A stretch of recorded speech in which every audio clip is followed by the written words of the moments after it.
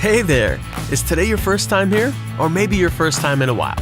If so, maybe you're wondering exactly who we are and what this church is all about.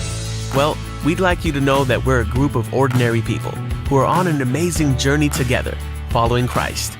Our guide is the Bible because it's the divinely inspired Word of God, and it will never take us in the wrong direction.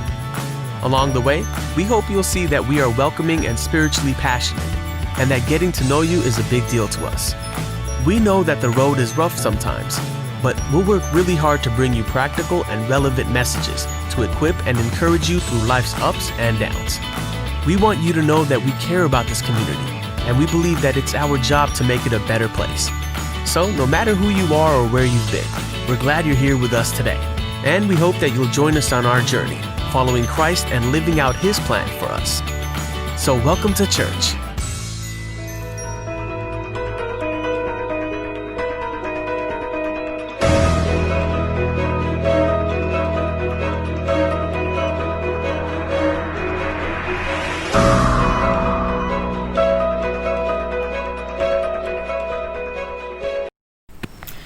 Good morning. जय मसीह की। प्रभु यीशु मसीह के नाम में एक बार फिर से आज की सुबह आप सबों का हम इस्तकबाल करते हैं, आप सबों का हम स्वागत करते हैं और उम्मीद करते हैं कि सच में इस हफ्ते प्रभु ने आप सबको संभाल के रखा है। और एक बार फिर से प्रभु ने हम सबको ये मौका दिया कि फेसबुक के माध्यम से हम एक दूसरे से जुड़ पाएँ और हमारी आराधना सभा का हम आनंद ले पाए। हालेलुया। तो इस सुबह में हम सब जितने अपने घरों में बैठे हैं, आइए हम सब इससे पहले कि अपनी सभा की शुरुआत करें, जैसे हम हर बार करते प्रार्थना करते, आइए हम सब प्रार्थना करेंगे। पिता परमेश्वर, हम धन्यवाद देते सुंदर सुबह के लिए। एक बार फिर से प्रभु आपने हम सबको ये मौका दिया कि प्रभु आपस में इंटरनेट के माध्यम से, फेसबुक के माध्यम से हम एक दूसरे से जुड़ पाएँ, प्रभु आपकी आराधना कर पाएँ और आपके वचनों से आशीषें पाएं। प्रभु हम तेरा धन्यवाद देते हैं। भले ही प्रभु हमारे लिए बाधाएं थी प्रभु, लेकिन उसके बावजूद भी हम जानते हैं प्रभु कि परमेश्वर पिता आपके लिए कोई बाधा, कोई रुकावट नहीं। प्रभु आपने हमारे लिए वो माध्यम खोला प्रभु कि हम आपकी आराधना कर पाएं, आपके वचन को सुन पाएं, देख पाएं। प्रभु हम तेरा धन्यवाद देते हैं। इस वक्त प्रार्थना करते हैं जितने भी भाई बहन अपने घरों में बैठे हैं, हर एक को पिता परमेश्वर आप छू लें प्रभु जी, आप आशीष कर। और जो भी लोग प्रभु जी इस हमारे ऑनलाइन सर्विस को देख रहे हैं प्रभु या देखते हैं, उन सब पर तेरी आशीष, तेरा अनुग्रह, तेरी बड़ी कृपा होने पाए ईश्वर राजा। उनके जीवनों में, उनके परिवारों में आपकी शांति आप और प्रभु आनंद मांगते हैं। प्रभु जी धन्यवाद देते हैं, आपने हमारी प्रार्थना सुनी है। आगे के समय को तेरे हाथों में सौंपते हैं और इस दुआ को अपने उद्धारकर्ता प्रभु यीशु मसीह के नाम में मांगते हैं, आमीन। तो ये वक्त होगा हम सब साथ मिल के हालेलुया प्रभु की आराधना करेंगे, उसके गीतों को गाएंगे और हम सब उसकी स्तुति, उसकी महिमा करेंगे। आमीन। जय मसीह की।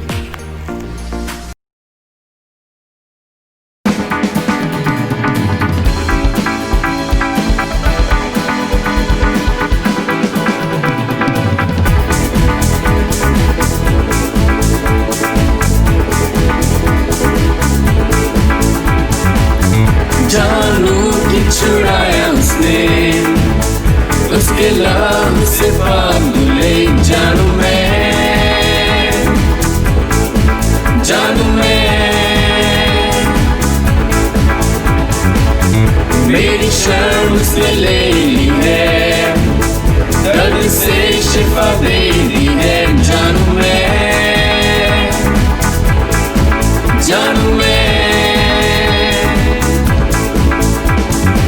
मैं उठ के ये बोलूं, वो मेरा यीशु जीवित है, यीशु जीवित है, यीशु जीवित है, यीशु जीवित है, यीशु जीवित है, यीशु जीवित है, यीशु जीवित है, यीशु जीवित है, यीशु जीवित है।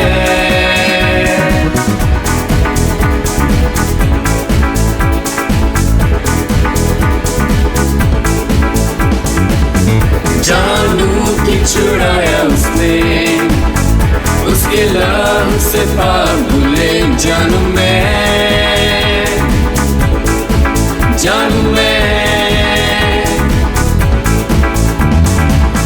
मेरी शर्म उसने ले ली है, दर्द से शिफा दे दी है जानू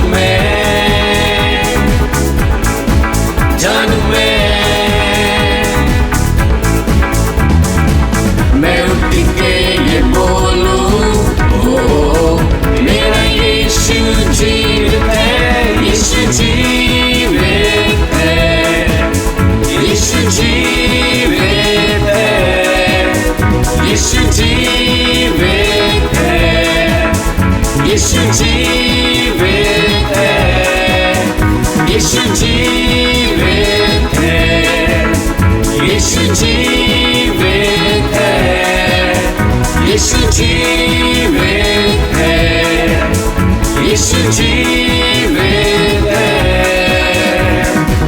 तुम मेरा बोझ उठाए मैं तेरे संग बढ़ूं, इस पर्वत पर मैं नाचूंगा, तेरा राजा दे देखूं।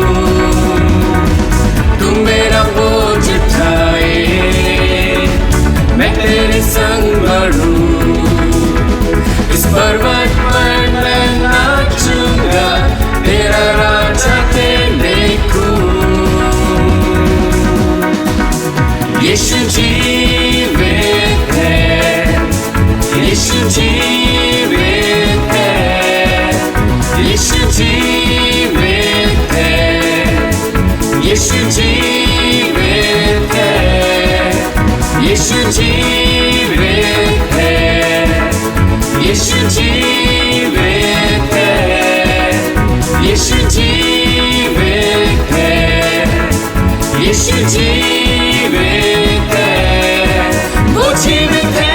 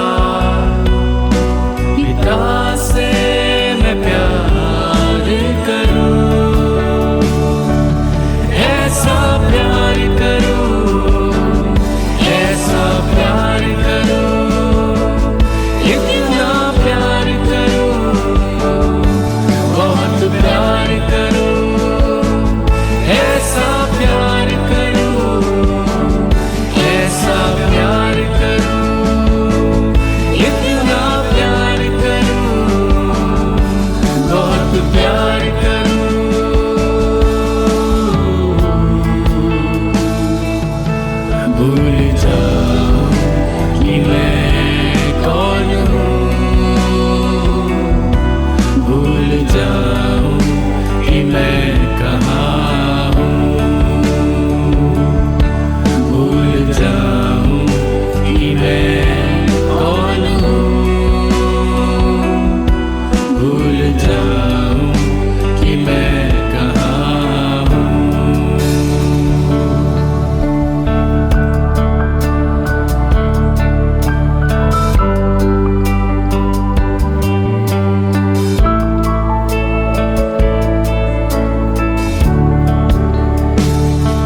जैसे पिता ने मुझसे प्यार किया, बदले में प्यार करूं। जैसे पिता ने मुझसे प्यार किया, बदले में प्यार करूं। ऐसा प्यार करूं, ऐसा प्यार करूं, इतना प्यार करूं, बहुत प्यार करूं। ऐसा प्यार करूं, ऐसा प्यार करूं, इतना प्यार करूं, बहुत प्यार करूं।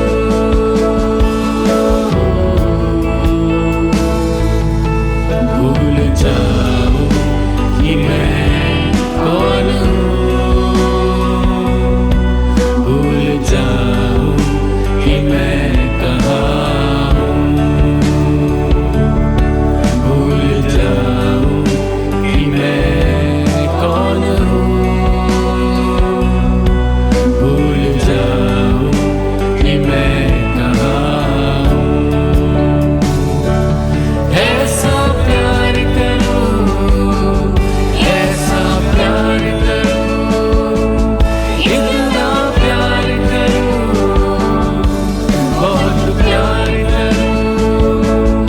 ऐसा प्यार करूं, ऐसा प्यार करूं, इतना प्यार करूं, बहुत प्यार करूं।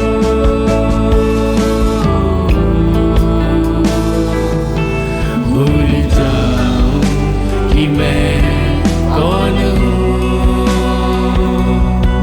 भूल जाऊं कि मैं कहाँ हूँ, भूल जाऊं कि मैं कौन हूँ, भूल जाऊं कि मैं कहाँ हूँ, भूल जाऊं कि मैं कौन हूँ, भूल जाऊं कि मैं कहाँ हूँ।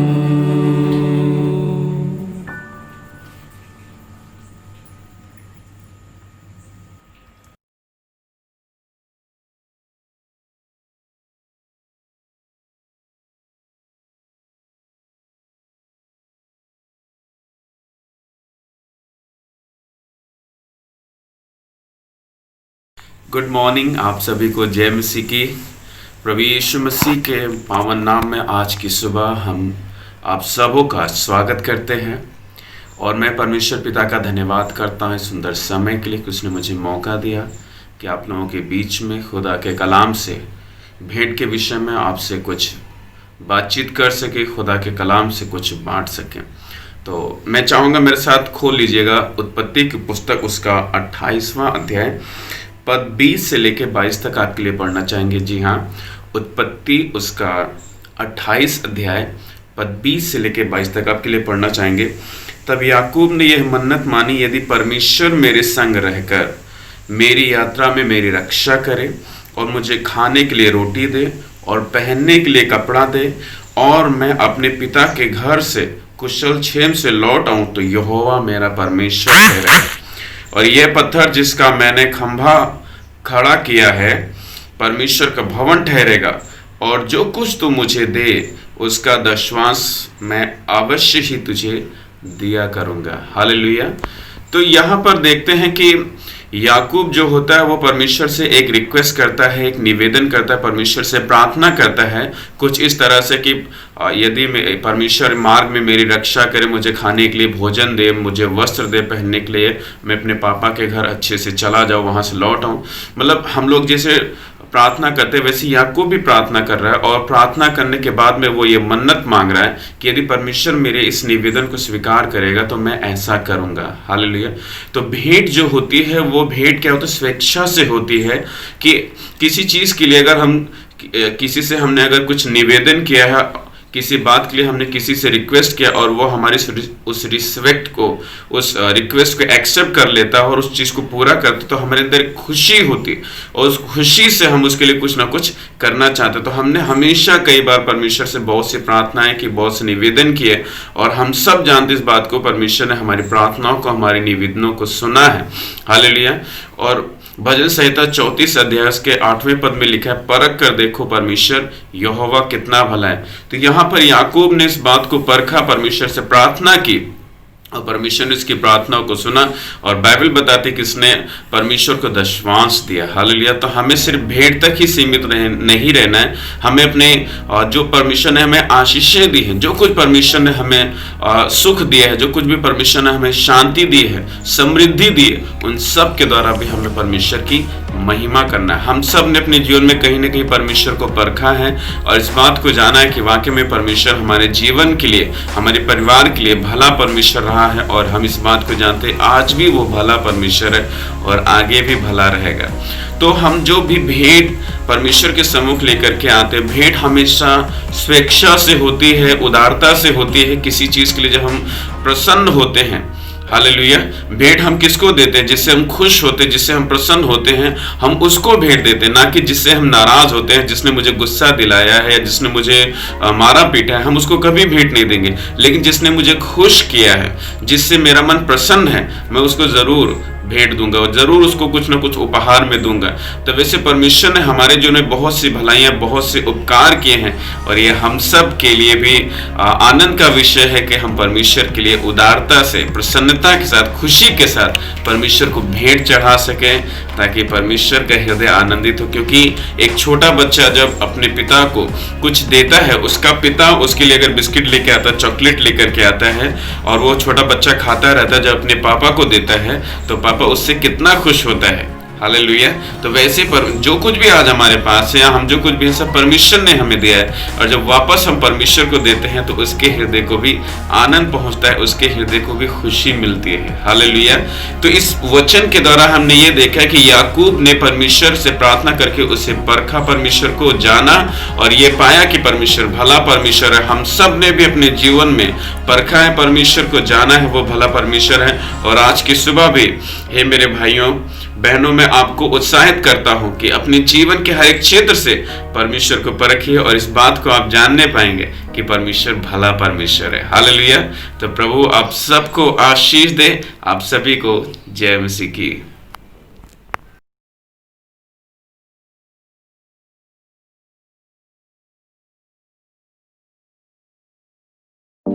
My salvation and my honor depend on the Lord. Psalm 62 verse 7.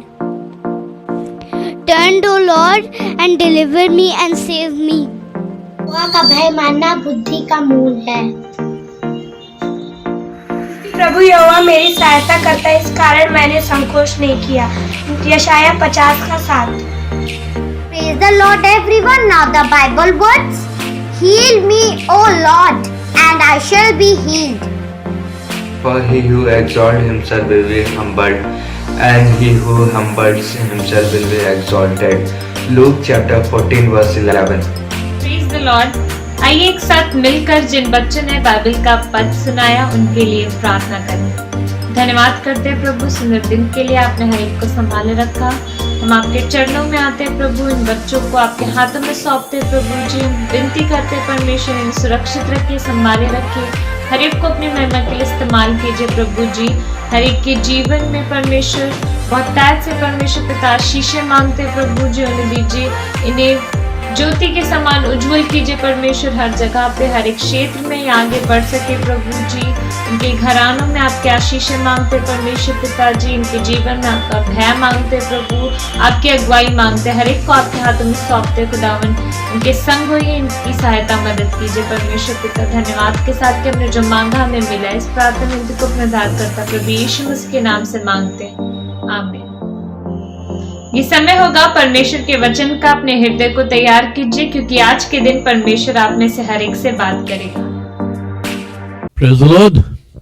आप सबको जय मसीह की। प्रभु का धन्यवाद हो कि एक बार फिर वो मौका प्रभु ने दिया कि आपसे बातचीत हो सकती है।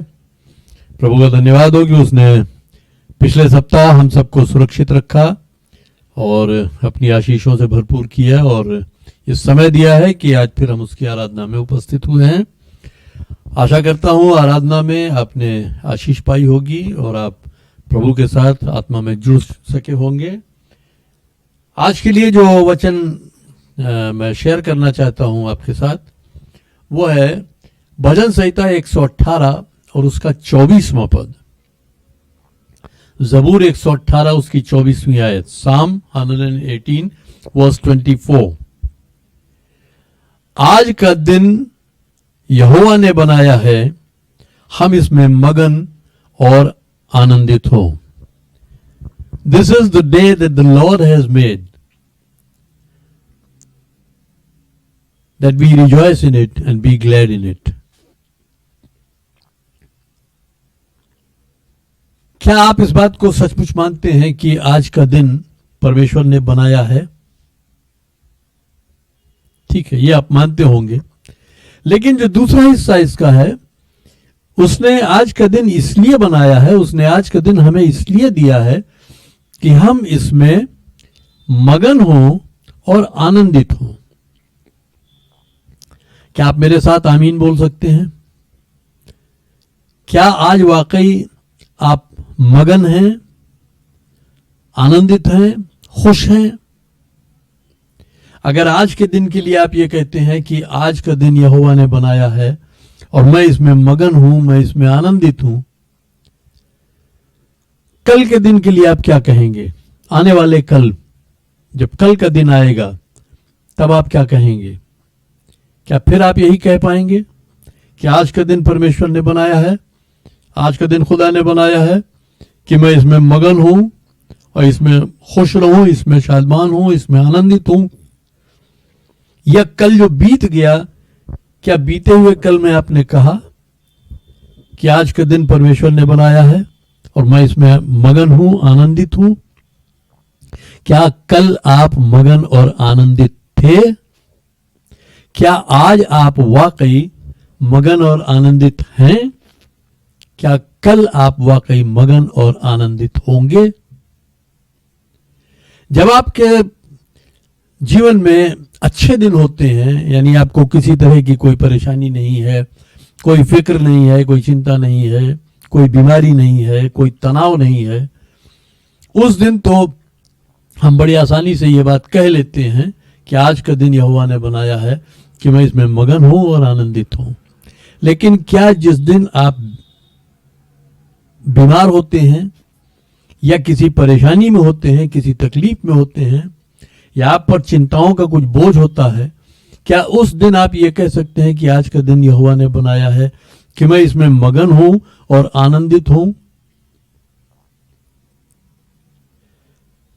परमेश्वर का वचन अगर ये कहता है कि आज का दिन यहोवा ने बनाया है कि हम इसमें मगन हों और हम इसमें आनंदित हों, तो इसके अलावा और कोई दूसरा इंटेंशन, दूसरा इरादा खुदा का नहीं है, दूसरा कोई आशय परमेश्वर का नहीं है। वो यही चाहता है कि जो दिन उसने हमें आज दिया है हम उसमें आनंदित हों, हम उसमें मगन हों।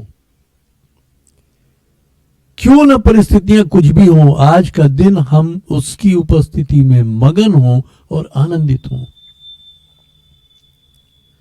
आज मैं आपको कुछ एक यात्रा पर, एक सफर पर ले चलूंगा। कुछ बाइबल के पद हैं, आयतें हैं जो मैं आपके सामने रखना चाहूंगा और उनके जरिए मैं आपको इस बात को समझाना चाहूंगा कि परमेश्वर आपसे क्या चाहता है, खुदा आपसे क्या चाहता है कि आप आज का दिन कैसे बिताएं, आने वाले कल का दिन आप कैसे बिताएं। मत्ती 11 उसके 28 पद में वहां यीशु मसीह कहता है कि हे सब परिश्रम करने वाले, मेहनत करने वाले और भारी बोझ से दबे हुए लोगों, मेरे पास आओ, मैं तुम्हें आराम दूंगा, मैं तुम्हें विश्राम दूंगा। अगर वो मेहनत कशों को बुलाता है, जो मेहनत कर रहे हैं, वो बड़ा परिश्रम कर रहे हैं, और जो बोझ से दबे हुए लोग हैं, अगर वो उनको बुलाता है तो क्यों बुलाता है? अगर आप बोझ से दबे हुए हैं और यीशु मसीह आपको बुला रहा है तो क्यों बुला रहा है? कि आपके ऊपर थोड़ा बोझ और लाद दे, या कि आपसे आपका बोझ ले ले? आप कहेंगे जरूर कि वो इसलिए बुला रहा है कि हम अपना बोझ उसे दे दें, लेकिन क्या हकीकत में हम अपना बोझ उसको देते हैं? क्या हम जब उसके पास आते हैं तो हम अपना बोझ उस पर डाल देते हैं? हम जबान से तो कहते हैं कि मैं अपना सारा बोझ तुझ पे डालता हूं, लेकिन जब हम दुआ से उठ के जाने लगते हैं तो अपना वो बोझ अपने साथ फिर ले जाते हैं। और यीशु मसीह ये नहीं चाहता, वो इसलिए बुलाता है।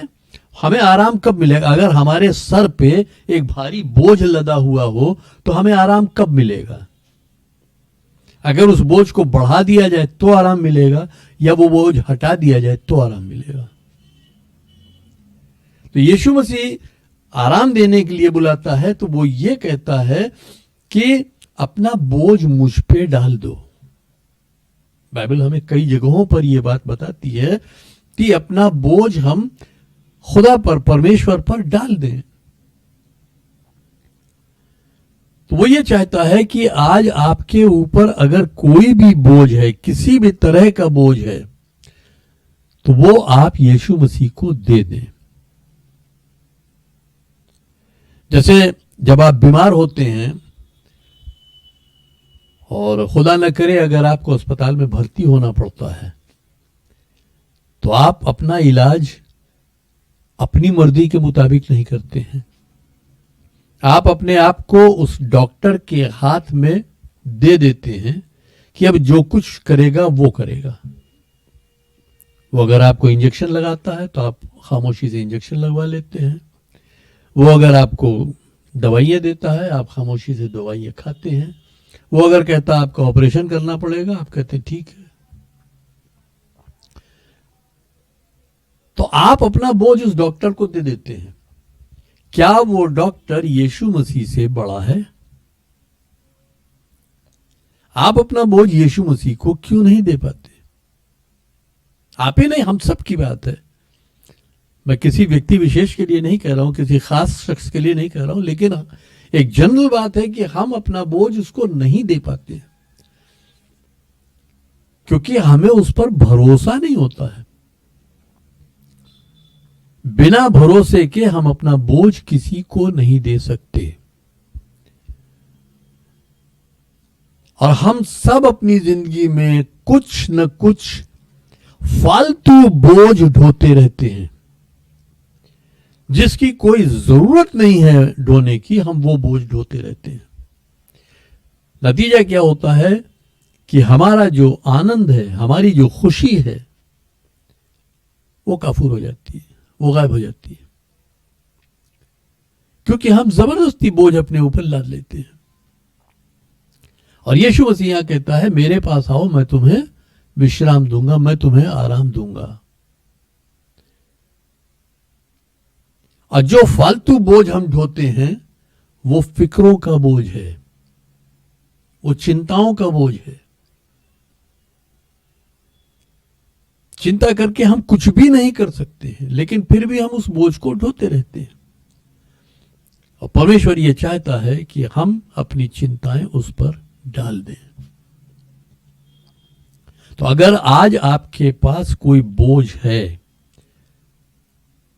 कैसा भी बोझ है, हो सकता है वो बोझ किसी बीमारी का हो सकता है वो बोझ किसी फिक्र का हो सकता है वो बोझ आपके भविष्य की चिंता, आपके फ्यूचर की चिंता है, हो सकता है वो बोझ आपकी शादी की चिंता है, हो सकता है वो बोझ नौकरी की चिंता है, हो सकता है वो बोझ पापों का बोझ है। जो कुछ भी बोझ है, आज के दिन यीशु मसीह आपको बुला रहा है और कह रहा है कि आज का दिन मैंने बनाया है कि इसमें तुम मगन हो और आनंदित हो। तो आज के दिन तुम्हें बोझ ढोने की जरूरत नहीं है। सब्त का दिन था तो सब्त के दिन कोई बोझ नहीं ढोया जाता था, कोई काम नहीं किया जाता था, परमेश्वर की उपस्थिति में विश्राम होता था। और यीशु मसीह वही विश्राम हमें देना चाहता है और वो हर दिन देना चाहता है। हमारे लिए हर दिन सब्त का दिन है, अगर हम माने तो। क्योंकि अगर हम यीशु मसीह की उपस्थिति में, उसकी मौजूदगी में हैं, उसकी हुजूरी में हैं, तो फिर हमें विश्राम, हमें आराम मिलना ही मिलना है। तो इसलिए यीशु मसीह जब बुलाता है तो हम अपना बोझ उसको दें। पहला पत्रस उसका 6 अध्याय उसके 6 और 7वें पद में वहां लिखा है, परमेश्वर के सामर्थी हाथों तले अपने आप को दीनता से सौंप दो, ताकि वो तुम्हें उचित समय पर, माकूल वक्त पे वो तुम्हें बढ़ाए। अपनी सारी फिक्रें, अपनी सारी चिंताएं उस पर डालते हुए, क्योंकि उसे तुम्हारा ध्यान है।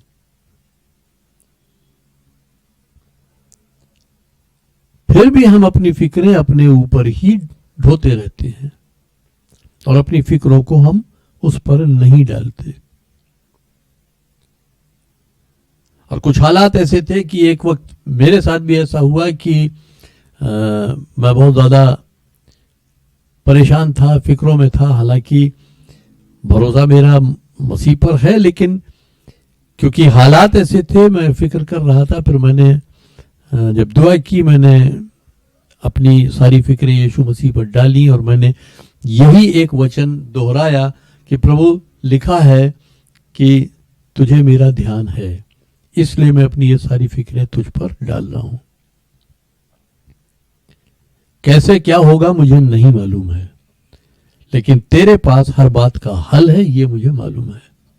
और उस दिन प्रभु यीशु मसीह ने बहुत जाती तौर पर, निजी तौर पर मुझसे ये बात कही कि मुझे तेरी चिंता है, मुझे तेरी फिक्र है। और उस बात ने मेरा सारा बोझ मेरे ऊपर से हटा दिया। मैं बिल्कुल मुतमईन हो गया, बिल्कुल आश्वस्त हो गया और आराम से सो गया। दूसरा पूरा दिन बीत गया, लेकिन मेरी समस्या का हल नहीं हुआ। लेकिन मैं प्रभु में आनंदित था, क्योंकि मुझे मालूम था कि यीशु मसीह झूठ नहीं बोलता। अगर उसने कहा है कि उसे मेरी फिक्र है, तो उसे मेरी फिक्र है। और शाम होते होते मेरी वो समस्या दूर हो गई। तो अगर वो वचन मेरे जीवन में कारगर है, तो वो वचन आपके जीवन में भी कारगर है।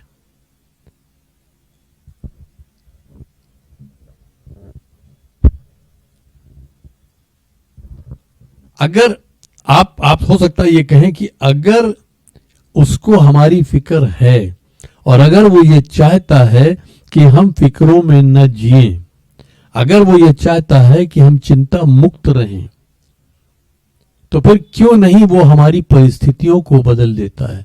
क्यों नहीं वो हमारे हालात ऐसे कर देता है कि हमें फिक्र ही न हो किसी बात की? लेकिन मैं एक सवाल आपसे पूछना चाहता हूं, क्या कोई आपके मुंह में निवाला आपको खिलाता है हर रोज, या उसके लिए आप खुद काम करते हैं, निवाला बना के अपने मुंह में डालते हैं? और ये याद रखिएगा, केवल एक अपाहिज व्यक्ति, केवल एक अपाहिज व्यक्ति को दूसरा व्यक्ति निवाला खिलाता है। और मैं नहीं जानता और मैं नहीं सोचता कि आप में से कोई अपाहिज है। खुदा ने आपको उस हाल में नहीं रखा है कि आप कहें कि मैं अपाहिज हूं। तो वो आपके हालात को बदल सकता है, लेकिन उसके लिए कुछ आपको करना पड़ेगा। और गलती हम क्या करते हैं, हम गलती ये करते हैं कि हम कहते हैं बिना हमारे किए परमेश्वर कुछ नहीं करेगा। लेकिन बात ऐसी नहीं है जीजो। बात यह है कि हम उस पर भरोसा करें, और जब हम उस पर भरोसा करेंगे तो वो हमारे हालात को बदलेगा। अगर वो कहता है कि मुझे तुम्हारी फिक्र है, तो क्या वो झूठ बोलता है? वो झूठ नहीं बोल सकता, क्योंकि यीशु मसीह खुद कहता है कि ये आकाश और पृथ्वी टल जाएंगे पर मेरा वचन नहीं टलेगा। ये आसमान और जमीन टल जाएंगे लेकिन मेरा कलाम कभी नहीं टलेगा। तो अगर उसने कहा है कि उसको आपकी फिक्र है, तो ये भी नहीं टलेगा। आपको उस पर भरोसा करना चाहिए। फिर फिलिपियों 4 अध्याय में और उसकी 6 आयत में अगर हम आए तो वहां लिखा है, किसी भी बात की फिक्र या चिंता मत करो। किसी भी बात की।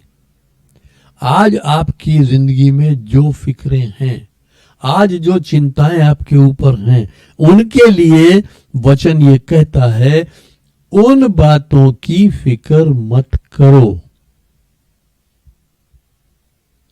मैं जानता हूं बहुतों के सर पे बहुत बड़ा बड़ा बोझ लदा हुआ है फिक्रों का, लेकिन कलाम ये कहता है कि उन बातों की फिक्र मत करो, क्योंकि कलाम कहता है किसी भी बात की फिक्र मत करो, बल्कि हर बात में तुम्हारे निवेदन, प्रार्थना और विनती के द्वारा धन्यवाद के साथ परमेश्वर के सम्मुख प्रस्तुत किए जाएं। परेशानी में धन्यवाद क्या आप दे सकते हैं? बीमारी में धन्यवाद क्या आप दे सकते हैं? धन्यवाद इसलिए कि उसको आपकी चिंता है, उसको आपकी फिक्र है। धन्यवाद इसलिए, शुक्रगुजारी इसलिए कि वो आपके बोझ को अपने ऊपर लेना चाहता है, इसलिए शुक्रगुजारी करें। तो कहने का मतलब यह है कि ये खुदा की मर्जी के बिल्कुल खिलाफ है कि हम अपनी जिंदगी में फिक्रें ओढ़कर बैठें।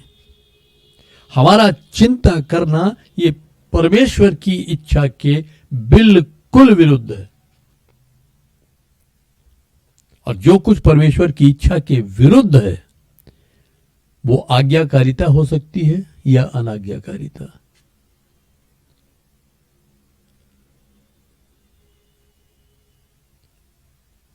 वो हुक्म मानना हो सकता है या हुक्म उदूली है। ये आप बेहतर समझ सकते हैं कि जो खुदा की मर्जी के खिलाफ हम कर रहे हैं वो हुक्म मानना तो कतई नहीं हो सकता, वो आज्ञा मानना तो कतई नहीं हो सकता, वो अनाज्ञाकारिता ही है। और अनाज्ञाकारिता करके हम चाहें कि हम परमेश्वर को प्रसन्न कर लें, नामुमकिन है। आइए हम मत्ती 6 अध्याय में चलते हैं। मत्ती 6 बाब उसके 25 से 34 पदों तक ये मैं खास तौर से आपके लिए आज पढ़ना चाहता हूं, ताकि जो बात मैं आपको समझाना चाहता हूं वो और भी अच्छी तरह आप समझ सकें। यहां यीशु मसीह कहता है, इसलिए मैं तुमसे कहता हूं कि अपने प्राण के लिए ये चिंता न करना कि हम क्या खाएंगे और क्या पिएंगे, और न अपने शरीर के लिए कि क्या पहनेंगे। क्या प्राण भोजन से और शरीर वस्त्र से बढ़कर नहीं? आकाश के पक्षियों को देखो, वे न बोते हैं, न काटते हैं, न खत्तों में बटोरते हैं, तो भी तुम्हारा स्वर्गीय पिता उनको खिलाता है। हमारा बाप उन चिड़ियों को, उन परिंदों को खिलाता है। तो अगर हमारा बाप है और उन परिंदों को खिला रहा है तो क्या हमें नहीं खिलाएगा?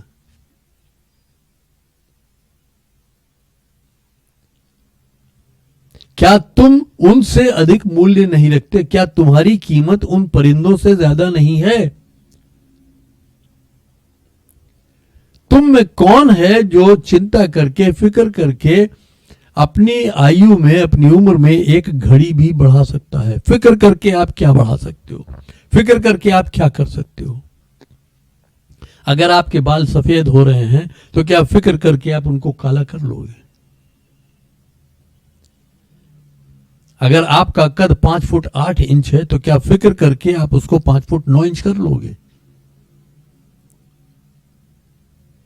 अगर आपका रंग काला है, गोरा नहीं है, तो क्या फिक्र करके आप अपने आप को गोरा बना लोगे? फिक्र करके कुछ भी नहीं कर सकते। नुकसान कर सकते हैं अपना, फायदा नहीं कर सकते।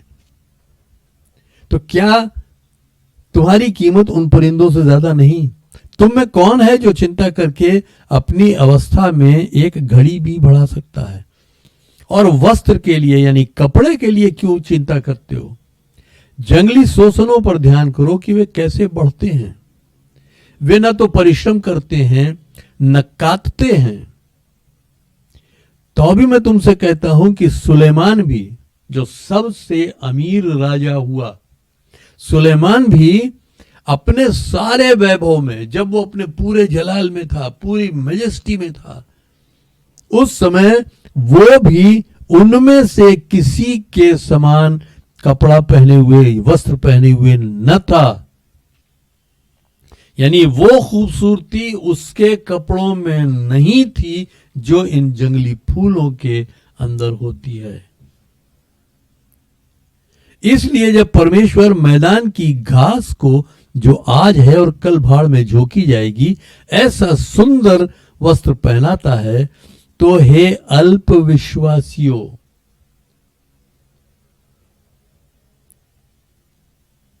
अल्प विश्वासियों, यानी जिनके पास ईमान की घटी है, हे ईमान की घटी रखने वालों, तुमको वो कैसे नहीं पहनाएगा? अगर वो जंगली घास को इतने सुंदर कपड़े पहनाता है, तो तुम जिनको ईमान की घटी है, तुमको क्यों नहीं पहनाएगा? और घटी हमको इसीलिए होती है कि हमारे पास ईमान की घटी है। इसलिए तुम चिंता करके ये न कहना कि हम क्या खाएंगे या क्या पिएंगे या क्या पहनेंगे। तुम्हारा स्वर्गीय पिता जानता है कि तुम्हें ये सब चीजें चाहिए।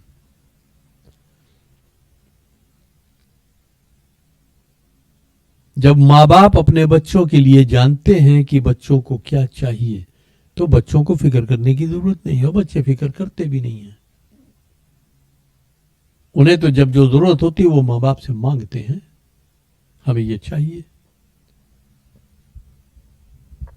वो फिक्र में नहीं पड़े रहते कि अरे मेरे माँ बाप मुझे देंगे या नहीं देंगे, क्या होगा क्या नहीं होगा। तो तुम्हारा स्वर्गीय पिता, तुम्हारा आसमानी बाप जानता है कि तुम्हें ये सब चीजें चाहिए। इसलिए तुम पहले उसके राज्य और धार्मिकता की खोज करो, तो ये सब वस्तुएं भी तुम्हें दे दी जाएंगी। और जो बड़ी चीज है वो ये है, सो कल के लिए फिक्र न करना, क्योंकि कल अपनी फिक्र खुद कर लेगा। हालेलुया। कल की फिक्र मत करना, क्योंकि कल अपनी फिक्र खुद कर लेगा। आज के लिए आज की बुराई ही काफी है। आज के लिए आज की जो दिक्कतें हैं वही काफी हैं। तो खुदा ये नहीं चाहता कि हम फिक्रों में जिएं।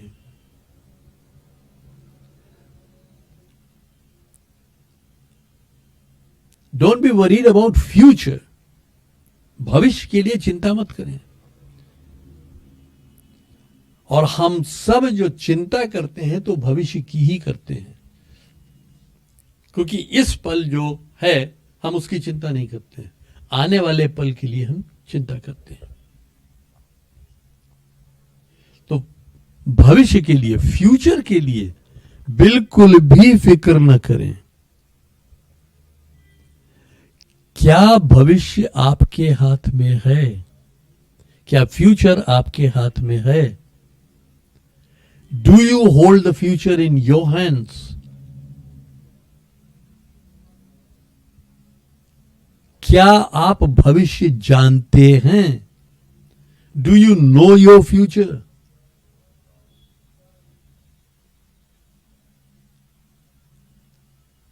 Even does the devil know the future? क्या शैतान को भविष्य मालूम है? उसे भी नहीं मालूम है। सिर्फ और सिर्फ खुदा को भविष्य मालूम है, परमेश्वर को भविष्य मालूम है, क्योंकि भविष्य परमेश्वर के हाथों में है, हमारे हाथों में नहीं है, शैतान के हाथों में नहीं है, खुदा के हाथों में है, परमेश्वर के हाथों में है। तो अगर भविष्य हमारे पास, हमारे हाथ में है ही नहीं, अगर भविष्य हम जानते ही नहीं है, तो उसकी फिक्र क्यों करना? और यही चीज यीशु मसीह कहता है कि कल की चिंता मत करना, क्योंकि कल अपनी चिंता स्वयं कर लेगा, कल अपनी फिक्र खुद कर लेगा। क्योंकि कल का दिन तुम नहीं बनाओगे। खुदा कहता है कल का दिन तुम नहीं बनाओगे, कल के दिन क्या होना है वो तुम तय नहीं करोगे, कल का दिन भी मैं ही बनाऊंगा, और क्या होना है वो भी मैं ही मुकर्रर करूंगा, मैं ही तय करूंगा। तो जो चीज हमारे बस में है ही नहीं, उसके लिए हम क्यों फिक्र करें?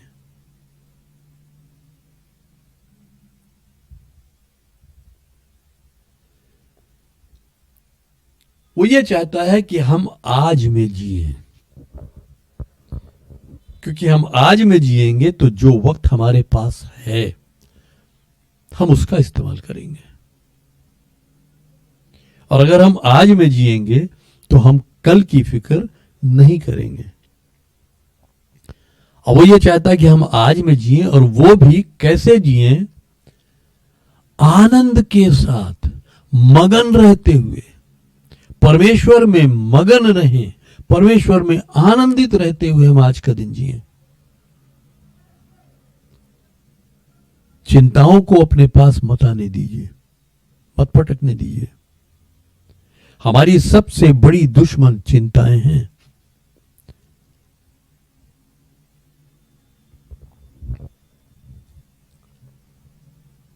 एक बार में एक दिन जीना सीखें। Learn to live one day at a time. आज का दिन हमें जीना है। हम कल के लिए कितनी भी फिक्र कर लें, कितनी भी योजनाएं बना लें, कितने भी प्लान्स बना लें, और अगर सुबह हमारी आंख न खुले, हमारी सांसें थम जाएं, तो हमारा वो फिक्र करना किस काम का? क्योंकि हमें नहीं मालूम है कि किस घड़ी हमारी सांस थमेगी, हमें नहीं मालूम है किस घड़ी हमारी आंखें बंद हो जाएंगी। तो जो वक्त हमारे पास है हम उसमें जिएं, और उसमें हम कोशिश करें कि हम खुदा के दिल को जितनी खुशी पहुंचा सकते हो पहुंचाएं, परमेश्वर के हृदय को जितना आनंद हम पहुंचा सकते हो पहुंचाएं।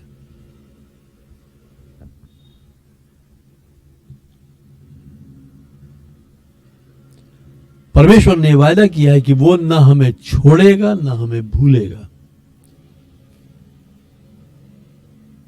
और अगर ये वायदा है उसका, तो वो हमारे आने वाले कल में भी ना हमें छोड़ेगा ना हमें भूलेगा।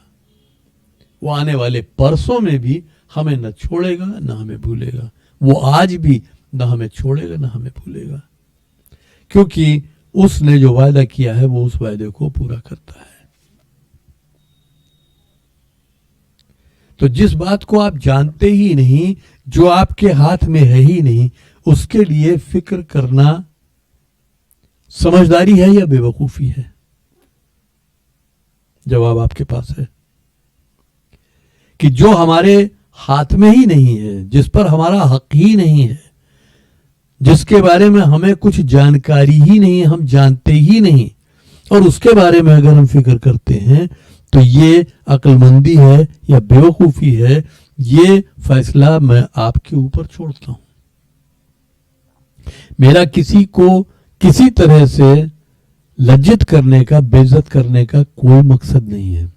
मैं सिर्फ बातों को आपके जहन में बैठाना चाहता हूं, मैं सिर्फ आपको समझाना चाहता हूं, ताकि आप अपने जीने का जो तरीका है, जीने का जो नजरिया है, वो बदल सकें।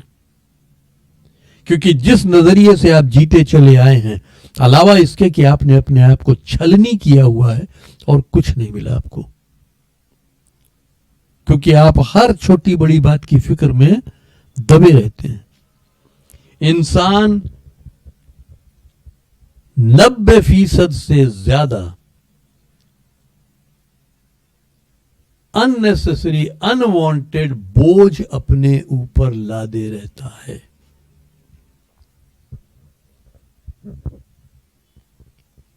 वो बोझ हम अपने ऊपर लादे रहते हैं जो हमारे लिए है ही नहीं।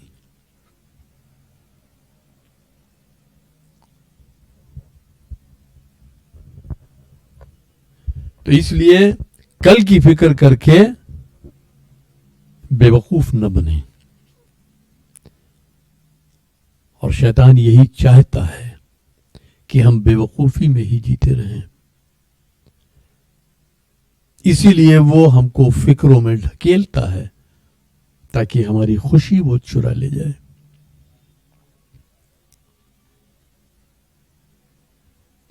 मैं एक भेद की बात आपको और बताना चाहता हूं। आप अगर याद करें पैदाइश की किताब से, उत्पत्ति से, परमेश्वर ने सब कुछ बनाया, और जो कुछ उसने बनाया, चाहे वो चरिंदे हों, चाहे वो परिंदे हों, चाहे वो पानी के जानवर हों, चाहे वो रेंगने वाले जानवर हों, चाहे वो पेड़ पौधे हों, इन सबको उसने क्या आज्ञा दी, क्या हुक्म दिया कि ये सब फूले फलें, बढ़ जाएं, मल्टीप्लाई हो,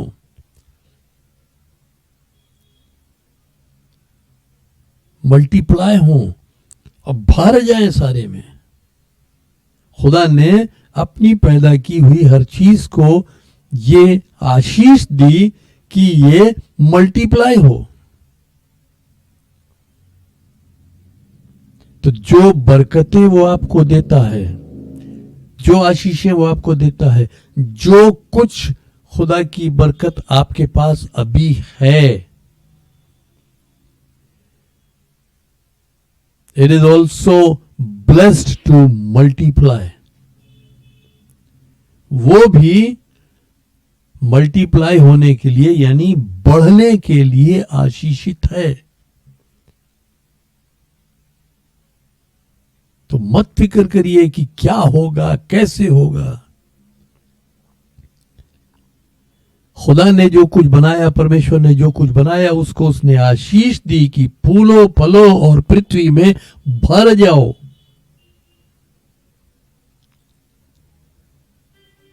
बढ़ोतरी की उसने आशीष दी हुई है। और ये सामर्थ मेरे और आपके पास नहीं है। हम किसी बीज में से पौधा नहीं पैदा कर सकते। हम तो उसकी बनाई हुई चीज पर भरोसा करके बीज को ईमान के साथ जमीन में बो देते हैं कि वो उसमें से एक पौधा पैदा करेगा। ठीक वैसे ही आप अपनी जिंदगी में हर बात में, हर पहलू में यही करें। जैसा आपको याद होगा, मैंने एक बार आपको बताया था कि विश्वास और सरसों का बीज, हमारा जो विश्वास, हमारा जो ईमान है, वो एक बीज है, उसे हमें बोना है। जब बोएंगे तो नई फसल हमको मिलेगी, नहीं बोएंगे तो नहीं मिलेगी। आप एक बीज को सारी जिंदगी अपनी मुट्ठी में लिए बैठे रहिए, उसमें अंकुर नहीं फूटेगा, लेकिन बोएंगे तो जरूर फूटेगा। तो वैसे ही आप अपना ईमान का बीज जब बोएंगे तो उसमें अंकुर फूटेगा, उसमें नई पौध निकलेगी।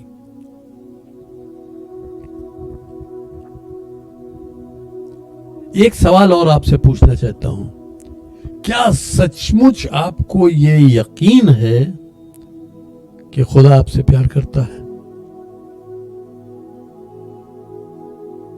दिल पर हाथ रख के अपने आप को यह जवाब दीजिए कि क्या आपको सचमुच ये विश्वास है कि परमेश्वर आपसे प्रेम रखता है?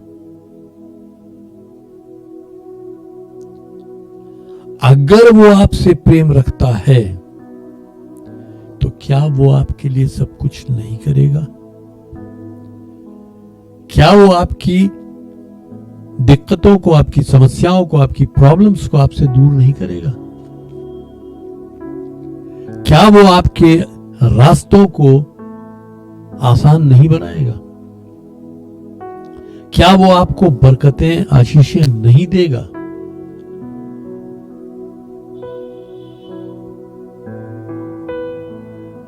लेकिन फिर क्यों है कि हम इन चीजों से महरूम रह जाते हैं? हमें वो बरकतें नहीं मिल पाती हैं। क्यों है कि हम खुश नहीं रह पाते हैं? क्योंकि यहां भी हम एक गलती करते हैं। हम खुदा से कहते हैं और उसका हम शुक्र अदा करते हैं कि वो हमसे प्यार करता है, लेकिन हम अपने आप को उसके हाथ में नहीं छोड़ते, बल्कि हम उसको डायरेक्शन देना शुरू कर देते हैं। हम उसको अपने हिसाब से काम करने के लिए कहते हैं। हमारी दुआएं इस तरह से होती हैं कि खुदा इस काम को ऐसे कर दे, उस काम को वैसे कर दे। क्या हमारी समझ खुदा से ज्यादा हो गई कि हम उसको समझाएं कि कैसे क्या करना है? वो हमसे मोहब्बत करता है, बेपनाह मोहब्बत करता है, खुद से बढ़ के मोहब्बत करता है। इसका ये मतलब नहीं कि वो हमारा नौकर हो गया है, हम उसको जैसे चाहेंगे वैसे इस्तेमाल कर लेंगे। वो हमारे लिए सब कुछ करेगा, लेकिन हमारे हुक्म पे नहीं, हमारे निर्देशों पे नहीं। सिर्फ हमारा ईमान देखकर वो हमारे लिए करेगा। हम दुआ में भी जो कुछ मांगते हैं, अगर ईमान न हो तो हमें कुछ नहीं मिलना, क्योंकि लिखा है बिना ईमान के खुदा को खुश करना नामुमकिन है।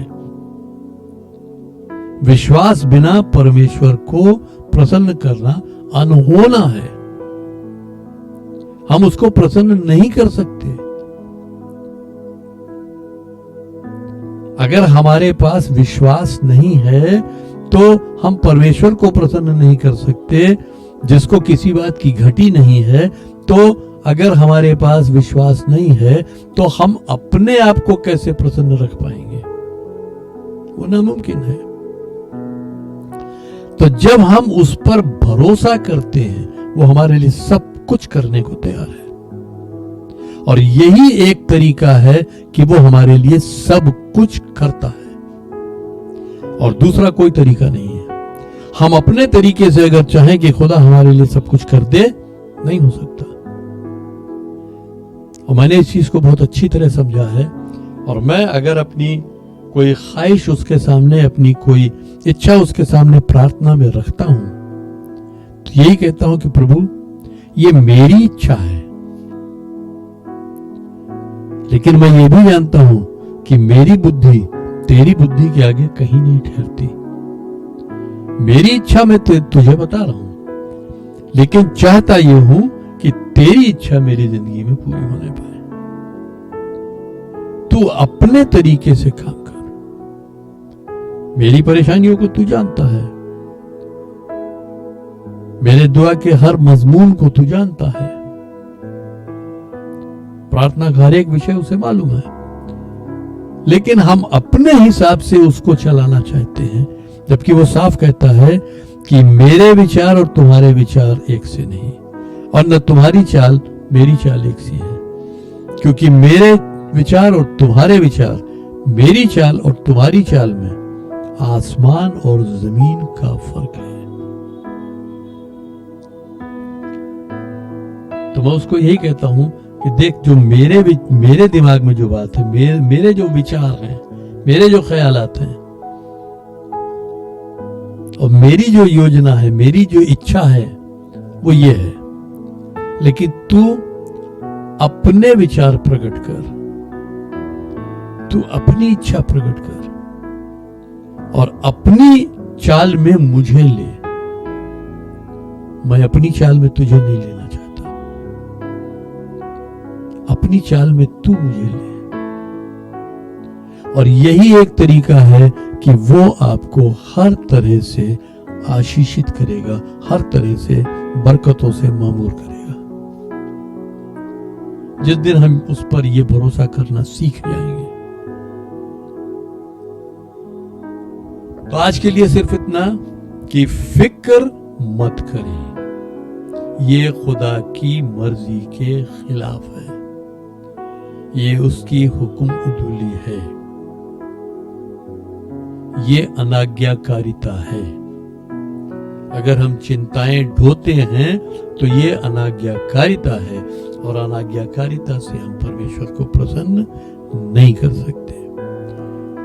तो परमेश्वर आपको आशीष दे कि आप इन बातों को अच्छी तरह समझ सकें और आप उस पर भरोसा करना सीख सकें। और खास तौर से जो अभी का समय है, इस समय में आप अपनी सारी परेशानियां, सारी फिक्रें उस पर डाल दीजिए, और जब उसकी हुजूरी से उठिएगा तो वो फिक्रें अपने साथ वापस मत ले जाइएगा। भरोसा करके देखिए। परमेश्वर कहता है, be still and know that I am God. खामोश हो जाओ, ठहर जाओ, स्थिर हो जाओ, मत छटपटाओ, और तब तुम जान लोगे कि मैं खुदा हूं, मैं परमेश्वर हूं। हमेशा ये याद रखें कि वो विश्वास योग्य है और वो प्रेम से भरा हुआ है। वो अपने संपूर्ण हृदय से आपसे प्रेम करता है। कैसे वो आपके खिलाफ कोई योजना बना सकता है? नहीं बना सकता, क्योंकि वो आपसे प्यार करता है। लेकिन हम डरते हैं कि योजनाएं हमारे खिलाफ जा रही हैं और हमें फिक्र होने लगती है। योजनाएं हमारे खिलाफ नहीं है, लेकिन शैतान हमारे सामने कुछ हालात ऐसे लेकर आता है और डराता है कि देखो, अगर तुमने ऐसा ऐसा ऐसा नहीं किया तो तुम्हारे साथ ऐसा ऐसा ऐसा समस्या हो जाएगी। और हम उन फिक्रों को ओढ़ लेते हैं और खुदा पर से भरोसा हमारा वहीं पर डावाडोल हो जाता है। तो अजीजों, ऐसा न करें। जो कुछ भी आपकी परेशानी है आज के दिन, इस घड़ी जब आप ये वचन सुन रहे हैं, अगर आपकी जिंदगी में बीमारी का बोझ है, पापों का बोझ है, चिंताओं का बोझ है, किसी भी तरह की चिंताएं हैं, आज का दिन यीशु मसीह चाहता है कि आप उसके चरणों में आइए और अपना ये सारा बोझ उसके चरणों में डाल दीजिए और खुशी मनाते हुए उठ के जाइए, क्योंकि वो आपके बोझ अपने ऊपर ले चुका है और उसको आपकी फिक्र है।